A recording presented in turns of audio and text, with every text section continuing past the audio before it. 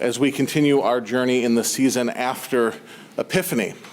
We are confronted by what it means to follow after the God who is revealed in Jesus Christ, revealed in a stable in Bethlehem to magi, stargazers from the east, foreigners who came to worship, revealed at his baptism at the River Jordan, revealed as he called those to follow him, as we heard last week. And here again, another calling passage, this time from Mark's Gospel.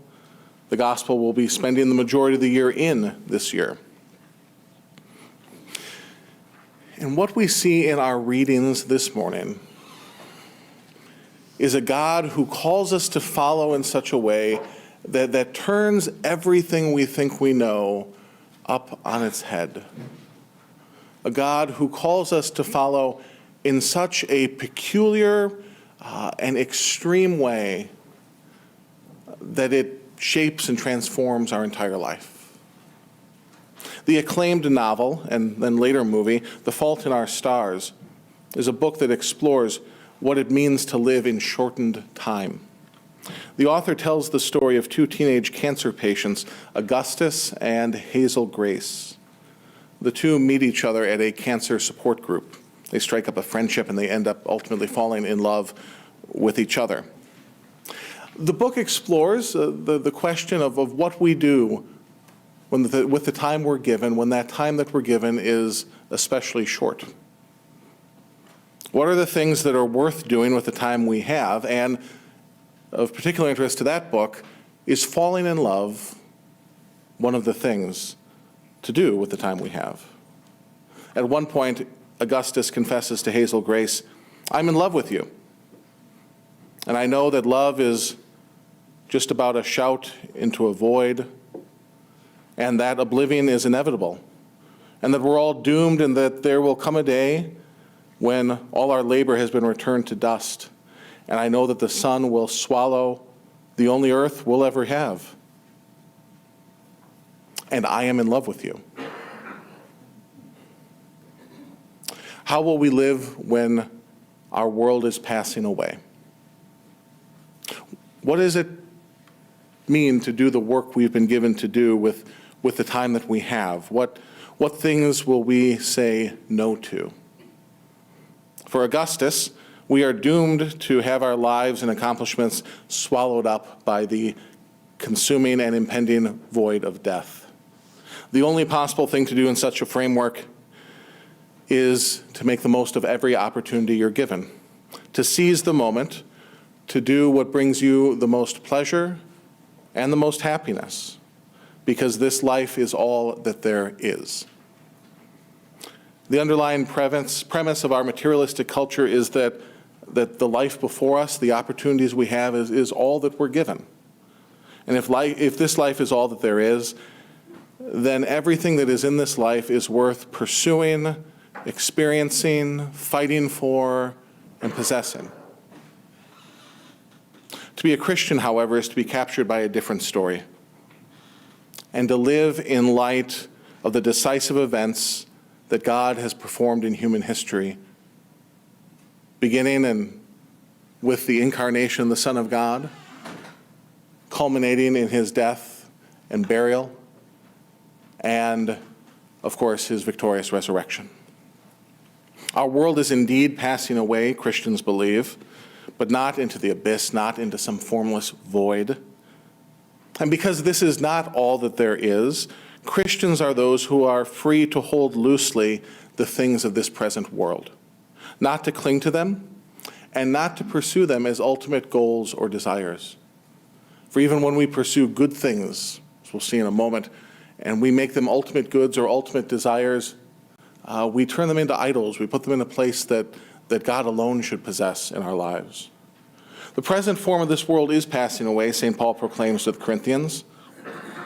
The world itself is not passing away, only the present form of it. If you grew up with a form of Christianity that taught you that the end is coming and everything is going to be consumed and done away with and we're going to go off to be with God in the clouds, we know better that that's not the message of the Scriptures. That's not the vision that the New Testament writers were possessed by. That's not what early Christians believed.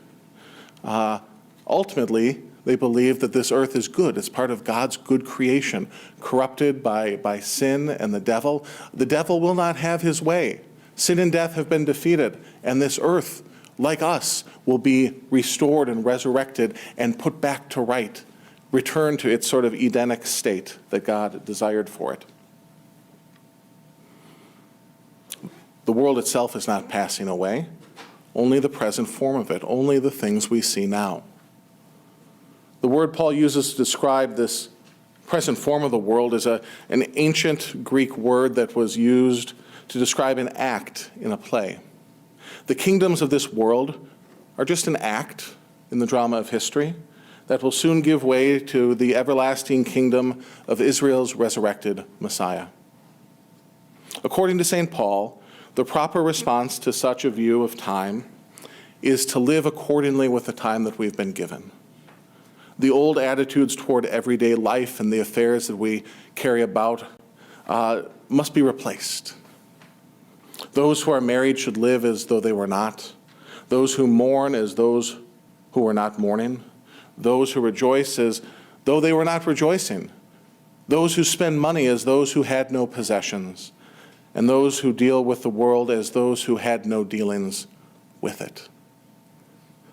What do you do with a passage like that? Well, Paul's rhetoric should not be taken to mean that spouses should abandon each other or leave each other destitute. He's saying instead that our status in life should not be taken as our ultimate final status. Our place in life should be seen as temporary, whatever that is. For those who are married, recognize, as Jesus said, that people are neither given in marriage nor married in God's kingdom, for we will all be the bride of the Lamb. For those who mourn, recognize that God will wipe away every tear from your eyes. Those who rejoice, well, if we read Luke carefully, we'd say, be careful. Those who rejoice now may have a hard reckoning in God's kingdom. Those who spend money, recognize that the materials that you buy and the things that you possess, they're not ultimate, they're not final, they're not worth the pursuit that we so often give them. I know St. Paul is criticized nowadays by modern scholars, maybe in part rightly so. We look back and we say, how could someone with a theology like Paul had, an understanding of God's grace and redemptive freedom, not encourage people who were slaves to seek their freedom, or not tell Christians who were slave owners to let the slaves go free, because that's not the way things should be in the kingdom of God, we say. And we look back with what C.S. Lewis would call chronological snobbery, and we expect people back then to respond just as we would now with our understandings of justice and the way the world should be. But modern criticisms often miss the point of what Paul is doing in his letters, which is to say that your circumstances are temporary, whatever they are, whether they're really, really bad or really, really good. Wherever you find yourself, live accordingly. Don't spend your life pursuing something that will only be stripped from you in the life to come. I was talking to someone just earlier this week, and they said that they were wrestling with the place that God had them in. They said they were wrestling with being single, and they were praying that God would help them find a spouse. And I said very simply, be careful. Be careful. Don't make a good thing an ultimate thing. Don't make a good thing an ultimate thing, because if you do, you might rush into something you really regret down the road. Marriage is a good thing. Paul makes a point of it throughout chapter 7 here, but be careful not to make it an ultimate thing. Be careful not to spend money in such a way that your possessions become ultimate things. Let's not even talk about politics this year, right? The entire political system that we are engaged in, that you are already having crammed down your throats, is telling you that this election coming up is the most consequential thing you can be focused on this next year. It's not. It's an act in God's unfolding drama. Whoever wins, whatever becomes of it. Don't give yourself over to this fear-based focus on the temporal nature of things that are bound to pass away. As Christians, we're given to a bigger and a better story, a story that is eternal, a story of a God who loved us enough to send his Son to die for us. And Christians who live in such a way, they're seen as strange in the world, and rightly so. In response to a man who comes to Jesus with a family and inheritance problem with his brother, Jesus tells this parable. He says, a rich man, a landowner, had a particularly good crop one year, so good that he didn't know what to do with all the food that he was given. So he tore down his barns and he built even bigger barns to put all of his amassed wealth in. And he said to himself, I think I'll retire early. I've done well for myself. I want to enjoy all the things that I've worked so hard to accomplish with my life. But God said to him, you fool, this night I am demanding your life back from you. And all this stuff you've amassed, who will it go to?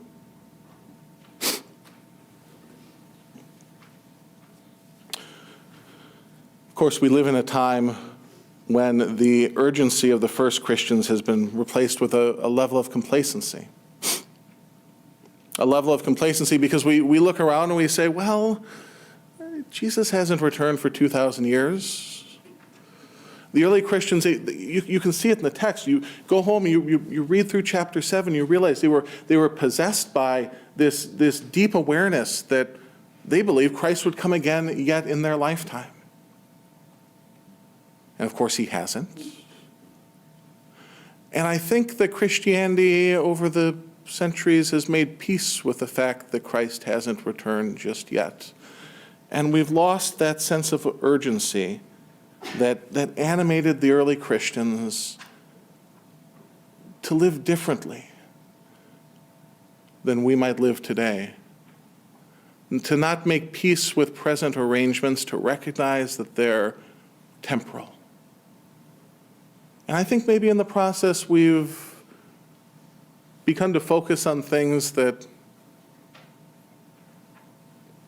well, might lead us away from following Jesus as fully as we're called to.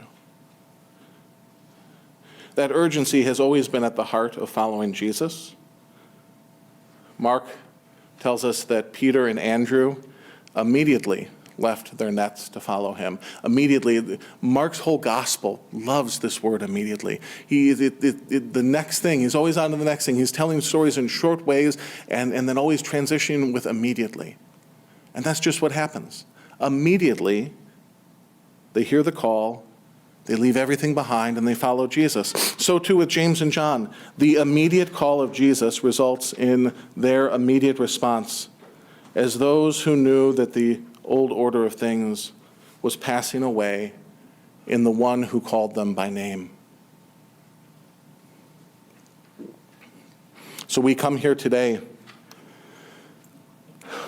much like the parable of the 10 virgins, encouraged to keep awake, to stay alert, to recognize that the bridegroom is coming, to recognize that whatever weights and burdens you come bearing today, whatever joys you come shouldering as well, don't let those define you, either for good or for ill, because it's all temporary. It's all temporary. The only thing that is immediate is the coming of Christ in his kingdom. Come at a time, we are told, when we don't know. And we can choose to be like the foolish virgins who let their oil go out, or be like the wise ones who were ready to act immediately when the Master showed. Amen.